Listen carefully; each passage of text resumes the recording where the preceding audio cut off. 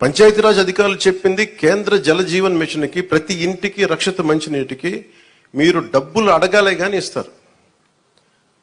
ఒకసారి కొన్ని పథకాలు కేంద్రం ఇచ్చేది 70% ఉంటుంది, 90% ఉంటుంది. దీనికైతే చాలా మాక్సిమం ఉంది. దీనికి నాకు ఎగ్జాక్ట్ ఫిగర్ గుర్తులేదు, 90-70 అని. అంటే మ్యాచింగ్ గ్రాంట్ ఇవ్వలేని పరిస్థితిలో ఉంది. మ్యాచింగ్ గ్రాంట్ కొన్ని చోట్ల 40 కోట్లు ఉంది, 50 కోట్లు ఉంది. 40-50 కోట్లు 200-300 కోట్లు చేస్తే మనకి కేంద్రం నుంచి 1000 కోట్లు వచ్చేస్తాయి. అంత మ్యాచింగ్ గ్రాంట్ కూడా ఇవ్వలేని పరిస్థితిలో మ్యాచింగ్ గ్రాంట్ ఇవ్వలేకపోయారు, కానీ ఋషికొండలో ఇల్లు కట్టుకున్నారు. వీళ్ళు బూడిదలో పోసిన పన్నీరు, అది బాధేస్తుంది.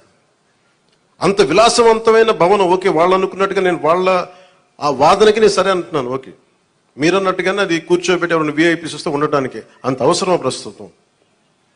నాకే క్యాంప్ ఆఫీస్ ఇస్తే నన్ను అడుగుతా ఉన్నారు, ఏం చేయమంటారు మరమ్మతులు అంటే, ఏం చేయగలరు అలా ఉంచండి అన్నాను. కొత్త ఫర్నిచర్ నేను కొనకండి, నేను తెచ్చుకుంటాను అవసరమైతే. అలాగే మన సెక్రటేరియట్ నుంచి స్టాఫ్ వచ్చారు, మీకు ఈ మధ్యన అసెంబ్లీకి వచ్చారు కదా, మీకు జీతం ఈ 3-4 రోజులు కలిపి మీకు 35,000 వస్తుంది మీకు అని సంతకాలు పెట్టి మనస్కరించాలి.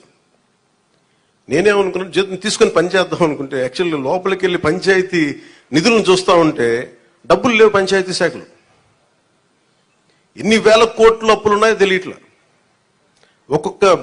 ఒక్కొక్క హెడ్ తవ్వే కొద్దీ, అంటే ఒక్కొక్క దానికి ఏ హెడ్ కింద ఎంత ఖర్చు అవసరం ఉంది తవ్వే కొద్దీ అసలు అనంతంగా లోపలికి వెళ్తానే ఉంది. మాకు ఒకటే అనిపించింది, ఇవన్నీ కరెక్ట్ చేయాలి. ఇవన్నీ ఇంత అప్పుల్లో మనకి పంచాయతీరాజ్ శాఖ ఉన్నప్పుడు నాలాంటూ డబ్బులు తీసుకోవటం చాలా తప్పు అనిపించింది. అందుకని వాళ్ళు చెప్పి నేను జీతాన్ని వదిలేస్తున్నాను, నా జీతాలు ఏమి వద్దు, కానీ నా దేశం కోసం, మా నేల కోసం పనిచేస్తున్నాను.